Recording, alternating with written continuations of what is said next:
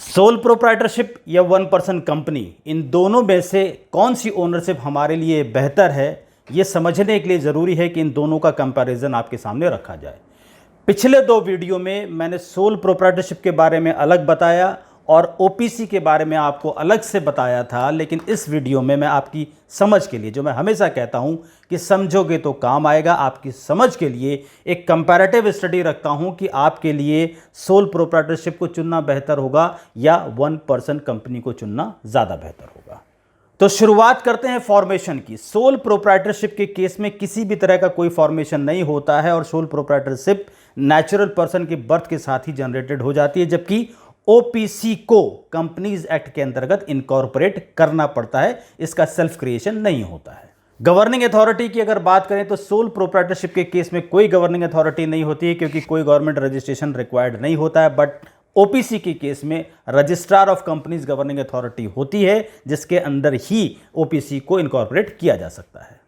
अगर नाम की बात करें तो सोल प्रोप्राइटरशिप के केस में हमारी जो मर्जी आए हम नाम रख सकते हैं, इस पर कोई रेस्ट्रिक्शन नहीं है, हमें कहीं से कोई अप्रूवल लेने की जरूरत नहीं होती है। बट ओपीसी के केस में हम नाम की चॉइस तो दे सकते हैं, बट नाम हम वही अल्टीमेटली रख सकते हैं जो हमको रजिस्ट्रार ऑफ कंपनीज के द्वारा अप्रूव करके दिया जाएगा।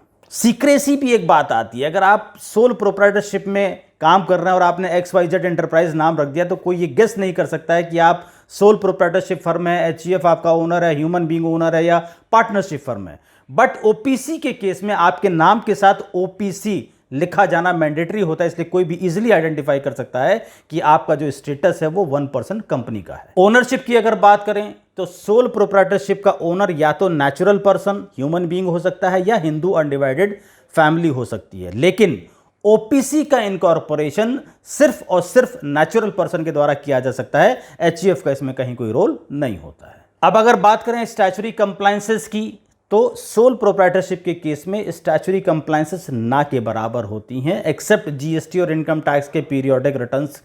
बट ओपीसी के केस में इनकम टैक्स और जीएसटी के अलावा भी रजिस्ट्रार ऑफ कंपनीज के सामने बहुत सारे कंप्लायंसेस एनुअल और पीरियोडिक होते हैं, जो ओपीसी में करना मैंडेटरी होते हैं। ओपनिंग और क्लोजिंग की अगर बात करें तो सोल प्रोप्राइटरशिप को ओपन करना भी आसान होता है और क्लोज करना भी आसान होता है, but in comparison to that OPC की ओपनिंग थोड़ी सी आसान होती है, लेकिन उसकी क्लोजिंग ज्यादा कठिनाई वाली होती है। अगर दूसरी एंटिटी की सिक्योरिटीज में इन्वेस्टमेंट की बात करें तो सोल प्रोप्राइटर के पास हमेशा ये ऑप्शन खुला होता है कि वो दूसरी एंटिटी की सिक्योरिटीज में इन्वेस्टमेंट कर सके, लेकिन ओपीसी के पास ये रेस्ट्रिक्शन होती है कि वो किसी और एंटिटी की सिक्योरिटीज में इन्वेस्ट नहीं कर सकता है। बैंक लोन्स की अगर बात करें तो सोल प्रोप्राइटर को बैंक लोन इजीली अवेलेबल होते हैं, क्योंकि सोल प्रोप्राइटर के केस में सारी की सारी लायबिलिटी सोल प्रोप्राइटर की होती है।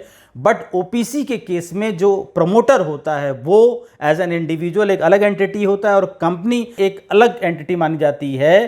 तो उस केस में बैंक्स थोड़ा सा डिस्करेज करते हैं ओपीसी को। लायबिलिटीज की अगर बात करें तो सोल प्रोप्राइटरशिप के केस में प्रोप्राइटर की लायबिलिटी अनलिमिटेड होती है, क्योंकि अथॉरिटी भी अनलिमिटेड होती है। बट ओपीसी के केस में जो प्रमोटर होता है उसकी बहुत लिमिटेड लायबिलिटी होती है, क्योंकि वो एज एन इंडिविजुअल सेपरेट माना जाता है और company being a legal entity अलग मानी जाती है और कंपनीज की लायबिलिटी के लिए कंपनी ही जिम्मेदार मानी जाती है। स्टेटस के बारे में मैं कई बार बता चुका हूं कि sole proprietorship non corporate status होता है और ओपीसी कॉर्पोरेट स्टेटस में आता है। टैक्स लायबिलिटी की अगर बात करें तो सोल प्रोप्राइटरशिप के केस में टैक्स स्लैब वाइज लगता है, इनकम टैक्स स्लैब वाइज लगता है और एक थ्रेशोल्ड लिमिट का बेनिफिट भी सोल प्रोप्राइटर को मिलता है। लेकिन ओपीसी के केस में ना तो थ्रेशोल्ड का बेनिफिट मिलता है और ना ही स्लैब का बेनिफिट मिलता है। वहां पर फ्लैट रेट जो कंपनीज के होते हैं वही ओपीसी पे एप्लीकेबल होते हैं। नॉमिनेशन की फैसिलिटी ये सोल प्रोप्राइटरशिप के केस में अवेलेबल नहीं है। अगर ओनर की डेथ हो जाती है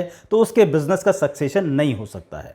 बट ओपीसी के केस में नॉमिनेशन की फैसिलिटी अवेलेबल होती है, सिंस इनकॉर्पोरेशन अवेलेबल होती है और किसी भी सिचुएशन में अगर जो ओनर है, जो प्रमोटर है, वो उस कंपनी को चलाने के लायक नहीं होता है तो वो कंपनी ऑटोमेटिकली उसके नॉमिनी को ट्रांसफर हो जाती है। अब अगर हम स्टेटस या ओनरशिप के कन्वर्जन की बात करें तो सोल प्रोप्राइटरशिप को किसी और स्टेटस में यानी कि प्राइवेट लिमिटेड में, लिमिटेड में या पार्टनरशिप में कन्वर्ट नहीं किया जा सकता है, क्योंकि बहुत सारे स्टैट्यूटरी कंप्लायंसेस होते हैं जो पैन बेस होते हैं। इंडिविजुअल का पैन अलग होता है, जीएसटी का रजिस्ट्रेशन पैन बेस होता है, इसलिए सोल प्रोप्राइटरशिप का कन्वर्जन नहीं होता है। बट ओपीसी के केस में ओपीसी का कन्वर्जन लिमिटेड या प्राइवेट लिमिटेड में हो सकता है। अब अगर इन्वेस्टमेंट और उस पर मिलने वाले इंटरेस्ट की बात करें, यानी कि अगर सोल प्रोप्राइटर अपने बिजनेस में पैसा लगाता है या अपनी फर्म को लोन देता है तो पहली बात वो लोन दे नहीं सकता, लेकिन अगर वो कोई भी पैसा एज लोन इंट्रोड्यूस करता है तो उस पर वो इंटरेस्ट भी क्लेम नहीं कर सकता है। बट ओपीसी के केस में जो प्रमोटर होता है वो अपनी कंपनी को लोन दे सकता है और कंपनी से उस दिए हुए पैसे पे ब्याज ले सकता है। इसी तरीके से अगर कोई प्रॉपर्टी है जिसको रेंट आउट किया जाना हो तो सोल प्रोप्राइटरशिप के केस में सोल प्रोप्राइटर अपनी प्रॉपर्टी को अपनी फर्म को लेट आउट करके किराया नहीं ले सकता है। बट ओपीसी के केस में प्रमोटर अपनी पर्सनल प्रॉपर्टी को कंपनी को लेट आउट कर सकता है और कंपनी से किराया ले सकता है। तो ये कुछ कंपैरिजन के पॉइंट्स थे जो मैंने आपके सामने रखे ताकि इनको कंसीडर करके आप अपने बिजनेस वॉल्यूम, बिजनेस स्टेटस और बिजनेस के नेचर के हिसाब से डिसाइड कर पाएं कि आपके लिए सोल प्रोप्राइटरशिप ज़्यादा बेहतर रहेगी या वन पर्सन कंपनी। मिलते हैं अगले वीडियो में कुछ नई जानकारी के साथ। जय हिंद।